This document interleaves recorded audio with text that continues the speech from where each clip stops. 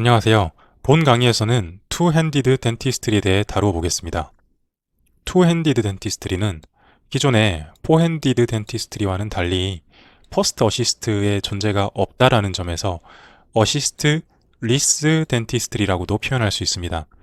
어시스트의 유무나 팀워크, 센스에 상관없이 어시스트로부터 술자가 비교적 자유롭다라는 점에서 어시스트 프리 덴티스트리라고도 표현을 할 수 있습니다.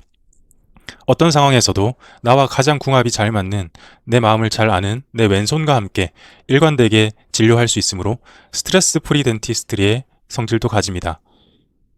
지금부터 소개드릴 투핸디드 덴티스트리는 프랩뿐만이 아니라 엔도, 치주, 임플란트, 발치 등 모든 임상 종목에 대해서 적용할 수 있습니다.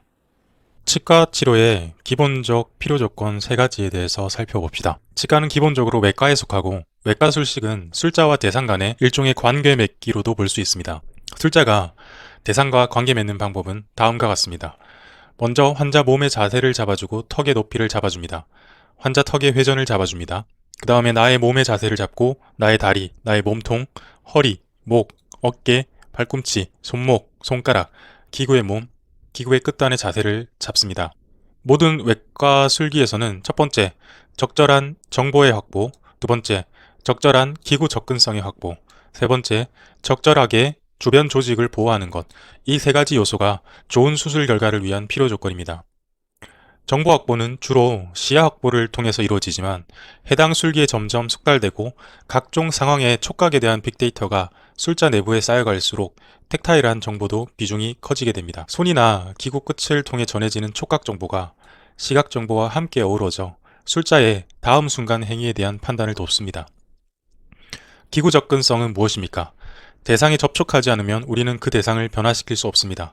우리는 접촉하고 접촉한 무언가를 변화시키는데 그것이 외과적 술식의 본질이라 할 수 있겠습니다. 리트랙션은 연조직과 혀 등에 의해 시야 확보와 접근성 확보가 저해되는 것을 예방하는 것을 첫 번째 목적으로 합니다.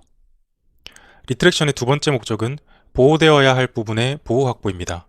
석션도 마찬가지로 피와 침, 물에 의해 시야가 방해받지 않도록 하는 것이 첫 번째 목적이고, 두 번째 목적은 환자 구강 내의 피, 침, 물이 과도하게 고여있지 않도록 하는 것입니다.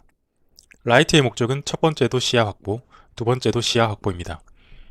정보 확보가 확립된 이후에 타겟 사이트에 대한 접근 확보를 위해서 갖추어야 할 것은 다음과 같습니다. 체어 포지션과 각도, 환자 턱과 목의 각도, 술자의 포지션, 기구의 파지, 기구의 레스트 등이 적절하게 되었을 때 술자 몸에 과도한 부담이 걸리지 않은 상태에서 환자의 타겟 사이트에 기구의 작용부를 알맞게 접근시킬 수 있습니다. 레스트를 정하는 것은 3차원 공간상의 XYZ축의 기준 프레임을 정하는 행위입니다. 구부릴 수 있는 기구는 자세에 응용할 점이 많은데 술자의 손가락도 구부릴 수 있는 기구이기 때문에 손가락은 좋은 리트랙터이자 좋은 조직 보호 기구이며 동시에 좋은 정보 감각 센서입니다. 플라스틱 석션 튜브도 구부릴 수 있기 때문에 석션만으로만 사용하는 것이 아니라 리트랙션과 주변 조직의 보호에도 활용할 수 있습니다. 또 진료를 함에 있어서 술자 몸에 물리적 부담이 과도하게 걸리는 것을 예방할 필요가 있습니다.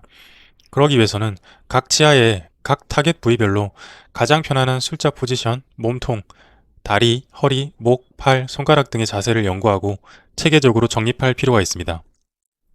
그것이 페인 프리 포스처러지의 뜻입니다.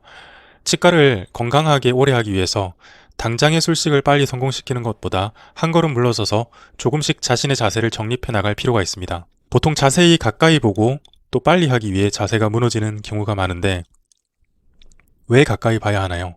과하게 집중하기 때문에 가까이 봅니다. 시각에 너무 많이 의지하기 때문에 가까이 봅니다.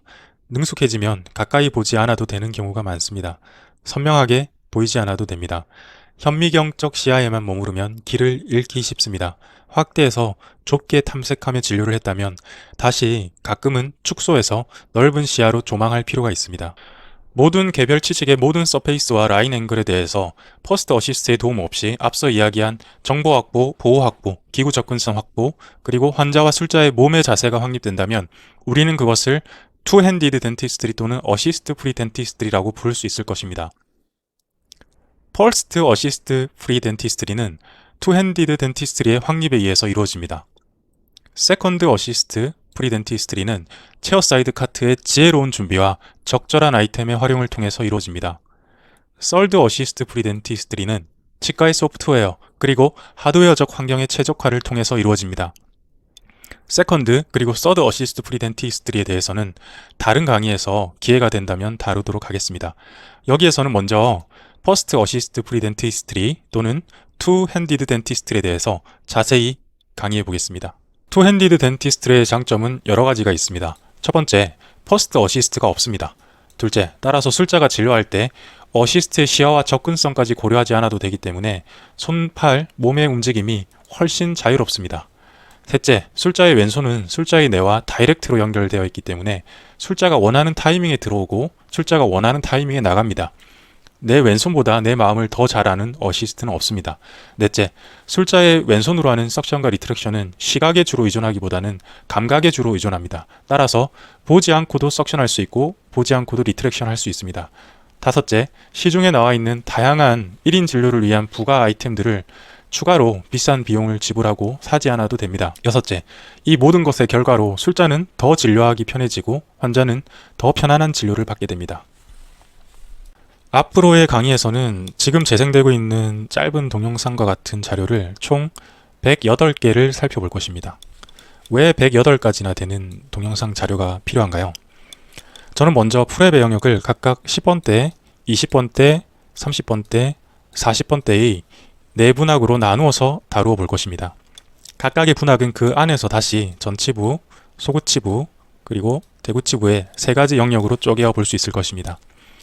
여기에서 다시 각각의 치아는 오클루절, 버칼, 메지오 버칼, 디스토 버칼, 팔라탈, 메지오 팔라탈, 디스토 팔라탈, 메지얼 디스탈 이렇게 9가지 세부 영역으로 나누어 볼 수 있습니다.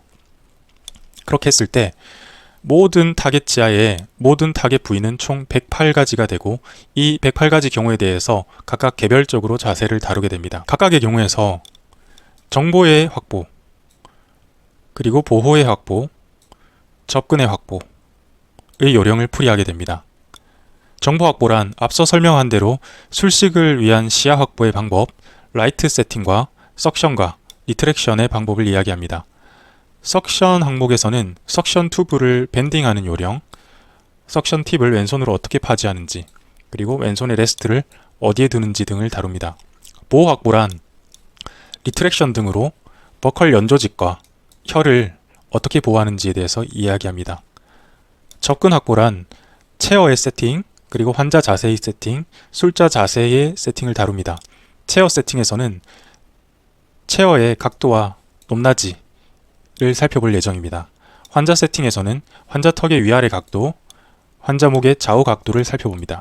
술자 자세 세팅에서는 술자의 포지션, 몸통, 다리, 허리, 목, 그리고 오른손 레스트 등을 살펴보겠습니다. 특히 술자의 자세 파트에서는 어떻게 하면 술자의 몸의 부담과 긴장, 통증을 최소화하면서 진료할 수 있을지에 대해서 중점적으로 다뤄보겠습니다. 그러면 앞서 말씀드린 108개의 타겟 부위당 총 15가지의 자세 요소를 특정해야 하므로 투핸디드 덴티스트리에 있어서 이것을 계산을 하면 총 3240가지의 자세학의 요소, 디테일이 있다고 할 수 있겠습니다. 본 강의에서는 이런 부분들을 체계적으로 개관함으로써 어떤 상황에서 어떤 타겟 부위를 대상으로 어떤 치료를 하든 원만하고 자연스러운 자세를 취할 수 있도록 도와드리는 것이 그 목적입니다.